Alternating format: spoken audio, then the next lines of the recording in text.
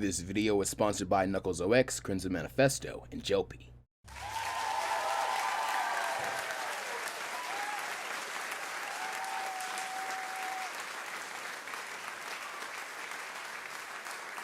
We resume as Pigero reunites with Gohan and the others. It's a similar vibe to Goku's return during the 23rd tournament, due to his growth spurt since his body was still allowed to age as he hadn't reached maturity yet. Here we learn a bit of how the others' remaining training went, with the orphan fighter happy to hear that King Kai ended up successfully finding a way to teach the Kaioken to the others through Krillin, with most importantly, Piccolo having picked it up and supposedly having gotten further within his mastery than anyone else. As for the other humans, they have not had the benefit of training with Kaioken in a non-living body like Pigero and Krillin have, and so haven't really broken into the upper limits of the technique yet, still topping out at ×3, though in the grand scheme of things, they're still in a far better position than their Canon selves be at this point. Gohan is of course ecstatic to be reunited with his buddy, as is Pigero, with the latter being impressed with how Gohan's growing independence has once again increased in his absence. However, this time there is no fear of being relegated to the sidelines, as after his training with King Kai and a warrior of Otherworld, Pigero is certain he can keep up with his #1 battle partner, with the pair almost telepathically syncing back up as they fist bump and promise to watch each other's back. With this and the rest of their preparations done, the Z-Fighters all move out to investigate Mimo Island,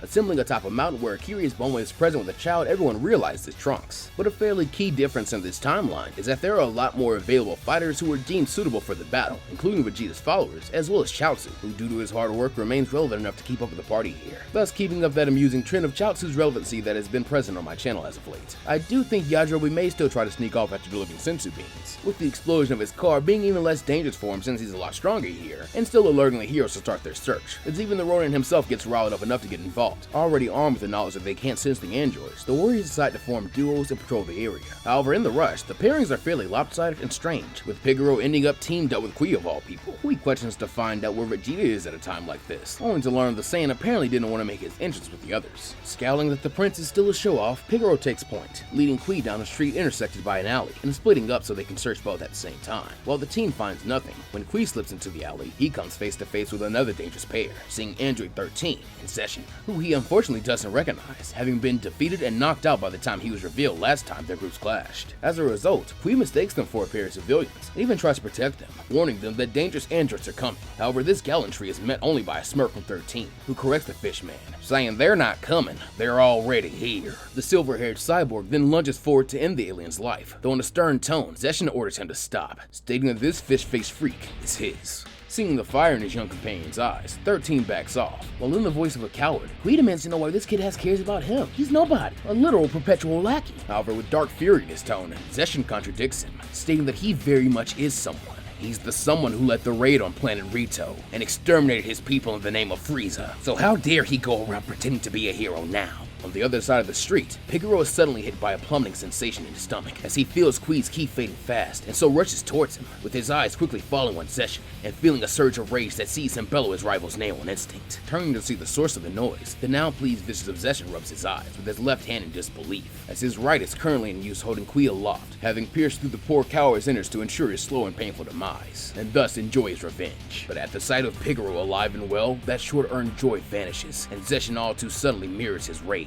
dropping Kui while rushing towards him. Before the two can clash, light explodes from a manhole cover, with Vegeta emerging from it for a sneak attack on 13, getting its own revenge for the last time and lamenting the loss of its second-in-command in Kui. The only gain of it being to find these two freaks before working to blow the android out of the city and yelling to focus Pigero on doing the same. With this, the teen and Saiyan form up surprisingly well, flying after 13 and Zess, who had begun leading the defenders to a mountain range far enough away for them all to let loose. Touching down on the dusty ground, the heroes quickly wind up going back to back, with Vegeta facing off with 13, while Pigero eyes off Zess, and though neither has to say a word, both silently agree to handle the androids in front of them, with little intention to interfere on the other fight. Meanwhile, on the other side of the city, thanks to feeling this battle getting started underway before theirs, Yamcha ends up escaping a similar fate to Kui's, instant transmission to the safety of his nearby friends, and bringing them all swarming down on the likes of an old man and clown who identify themselves as androids 19 and 20, but they can also call him Dr. Gero. Negotiating to do the same as Pigero and Vegeta, Goku gets the doctor to move out of the city, but he will only do so in the opposite direction, to where his other creations are already fighting. Seeing them some go to the south. Stepping up against the other two fighters, Piccolo and Goku decide to team up again to assess the fruits of their training, trusting in Gohan and that big brain to analyze the opponents and use this chance to come up with a perfect contingency should the worst happen. While Gero can already account for Super Saiyan having already had a chance to see it, he is very surprised by Piccolo's Kaioken and Goku's gains from being his training partner while using it. Beyond this, after losing Pigero early, both Gohan and Chi-Chi, with the support of all the other Z fighters, were a lot more insistent on having Goku take his heart medicine regularly, so he never really begins to fatigue because of it. Subsequently, while both androids are able to take some energy and turn the tide in their favor, this is only a temporary victory, as by the time they do, Gohan has already done his Piccolo asked, but with a more Pigero-ish twist on things, stepping in long before the worst could ever happen, and systematically dismantling both androids' hands to remove their trump card,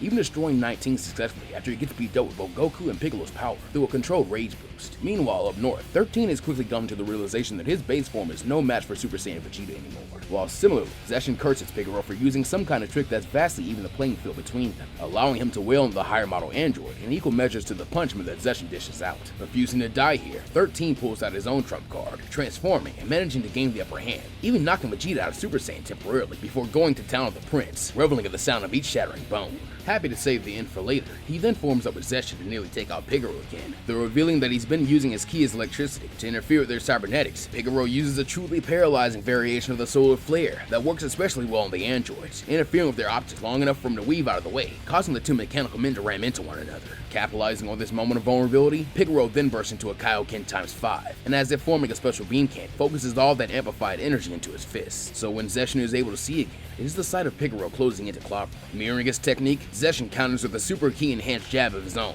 and being of comparable height now, the blows strike at equal distance, with both combatants' faces caving around the other's fists as their rage-fueled feud comes to a head. For a moment, Pigero appears to be the clear loser, being beaten back while his hit is resisted. That is until he roars in a full Kaioken ×10, recklessly damning the forewarning of King Kai, as this successfully allows him to power through Zess's blow and send him flying back into a cliff wall. Unfortunately, in his current state, Pigero cannot follow the android, as in that moment, the cost of his recklessness comes home to roost, with his body contorting and breaking under the kickback of Kaioken. Knowing that his only chance to eat the sensu bean Yajirobe gave him if he wants to remain in the fight, Pigero splits it in half, eating the initial portion himself, and immediately seeking to give Vegeta the other half. In this, his timing could not be better, as Super 13 has just recovered his sight, with it being firmly set on Pigero to cover Zess, while he recovers and recalibrates, knowing that after the hit he took, the smaller android will be operating at less than full power. Thankfully, Zess is not the only one with a fierce ally, as having eaten his portion of sensu, Vegeta re-enters the fight and buys Pigero the room he needs to escape the super android's first attack, snarking that he's not done with 13 since he needs to pay him back for those last few hits, as well as the sheer impotence of thinking he has any right to copy an elite's hairstyle. Now with most of his energy back, a partial Zenkai, and the adaptation from the fight against the strongest android so far, Vegeta convenes on his foe, having come up with a dastardly scheme to overcome this brute once and for all. And though he hates to admit it, the prince knows he cannot do it alone, and so barks at Pigero to follow his lead, as they pester 13's massive frame with seemingly useless hits, until finally, Super Android 13 grows frustrated with the gnat bites, and decides to abuse the size difference between himself and Vegeta, kicking and then pinning him, while preparing to blast Pigero away with his SS Deadly Bomber. However, this kind of blowing off was Vegeta's plan all along, with him now being able to unleash a full power Final Flash point blank, while 13 is trying to finish off another comrade, and thus completely open to attack himself, the blast being ruthlessly driven into the android's crotch, where it deals critical damage, as a visible crack begins to form in the center of 13, crawling up into his core. Though this is all they can manage on their own, as 13 gets his hands onto Pigero finally, and threatens to crush them both. Thankfully, they aren't on their own anymore, with the rest of Vegeta's crew arriving to try and even the odds, and subsequently are ordered by their captain to rain down hell on the damaged sparking parts in the center of 13, with them employing a ki blast volley from all angles, hammering down on 13 endlessly, with Vegeta and Pigero even cheering for them to keep it going as they escape his clutches, and gleefully join in on the raid, until he releases an explosive wave of ki to blow the warriors away from him. However, as 13 will soon learn, brute strength and numbers is not all the aliens have at their disposal, as at this point, Gero takes advantage of his time stop ability to sneak in and strike the exposed and brittle area in 13's core,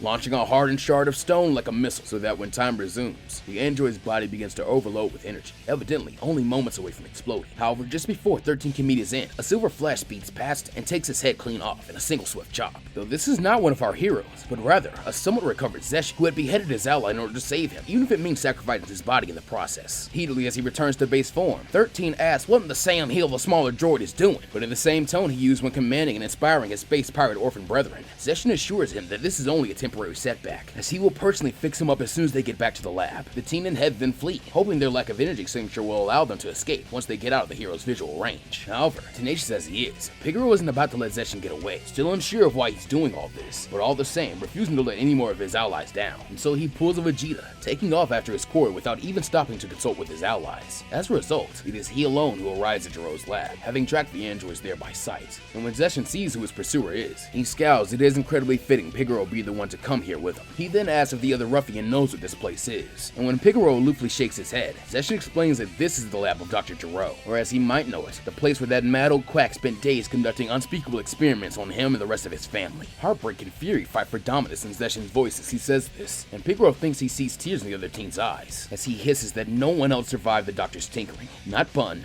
not Emmy, just him. If only he'd never brought them to this awful world. If only he'd ignored it when someone told him Earth would be a safe haven. Does Pigero remember who told him that? Sighing deep in realization, Pigero nods, telling Zess that he's sorry while making no attempt to justify himself, as he fully accepts his part in the death of the Space Ones. However, the other youth must know that killing him won't bring his family back, and will only further the agenda of the man who is truly responsible. If he really wants to get payback for the people he's lost, then he should come with him, join up with his friends, and together, they'll wipe out Gero and his androids, and then finally make the Earth the safe haven it was meant to be. Unfortunately, this plea falls on deaf ears, as with a bitter grimace, Zess informs Pigero that while he is going to destroy Gero once he's finished with him, his android brethren are a different story. They too are innocent victims of the Doctor, just like him, and so it will be them, not Pigero's group, who settle the score and wipe out that evil bastard from the face of the galaxy. Seeing no reason their goals cannot coincide, Pigero wants more appeals to Zess to have his android group work alongside the Z-Fighters. But like before, this is met by cold rejection, as the goggled cyborg sneers that he already told him it's their score to settle. So if anyone tries to get in their way or steal their kill, they'll kill them too, starting with Pigero, as the one who deserves it most. Signed again that Zess really is too far gone.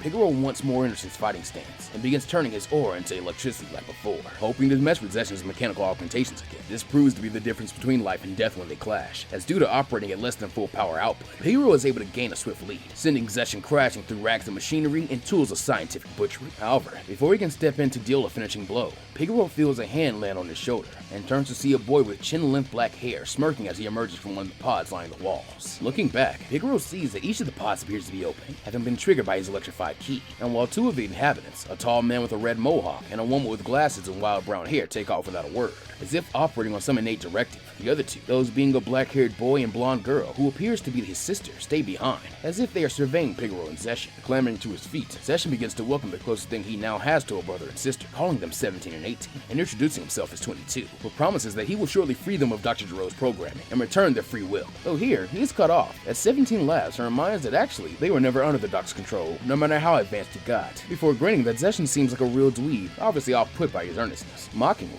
18 pretends to warn her brother that she shouldn't upset this guy, as he's got a higher number designation than them, so he might be stronger. But grinning widely, 17 retorts that as a matter of fact, he's been meaning to test that theory out and see whether a higher number really does mean more strength, or if it's just saying that he's the new kid, and thus needs to pay his dues. He then lunges at Zess, using him as a battering ram to break through the wall and into the open air, as the space cyborg continues trying to protect the damaged 13, while 18 follows suit, scoffing that 17 is such a little kid, but she supposes she might as well play with the spare, since it's better than waiting around. As it turns out, the spare is Pigero, with 18 suddenly bombarding him with blows, as he's forced to retreat through the Zess-shaped hole, and out into somewhere that more favors his fighting style. However, even out here, he is no match after throwing all he had at his rival, with it quickly becoming obvious that both he and Zess are outmatched, forcing them to fight as a pair for the sake of their survival, as they are assailed by perfectly coordinated key blast barrages and axle dances. Unfortunately, even this is not enough, and so seeing no other choice, Pigero begins to retreat in the direction of Gohan and the others, hoping they can serve as reinforcements, while Zess reluctantly follows suit and helps to cover their escape, 13's head still hanging from his belt, which he's forced to shush to remain stealthy. Speaking of Gohan and the others, while they have defeated Dr. Gero in number 19, it seems their troubles are not over yet, as they are soon confronted by the tall green-clad man and glasses-clad woman, who from their lack of key signatures are easily identified as more androids. Factually, the woman introduced herself as 21, and her companion is number 16, elaborating that they are simply here to kill Son Goku, so the others may leave if they wish. Unsurprisingly, the heroes declare that there is no chance in hell of this, springing into action and charging the mechanical duo. However, despite their best efforts, they are summarily thoroughly trounced by this joint force, with even Goku almost dying again, if not for the advent of a Senzu Bean. Knowing they will be killed if they stay here, the Z fighters make the difficult call to fall back to Kame House, with Krillin firing off a solar flare while his friends all have their powers. This defeat weighs heavily on everyone, though it seems that Gohan is the most perturbed, his brow furrowed in deep thought for the entirety of the flights to the island, thoughts as if they have changed the timeline enough for not to avoid tragedy racking his brain. Recognizing this, Piccolo is the first to ask his younger protege what's wrong, with Gohan replying that Trunks said that there were 2 androids, though currently their count is at 6, which makes him wonder whether the lavender-haired man's voyage through time has in some way disrupted their timeline vastly. Not only that, but Trunks also said he returned today to fight alongside them, yet so far, there's been no sign of him,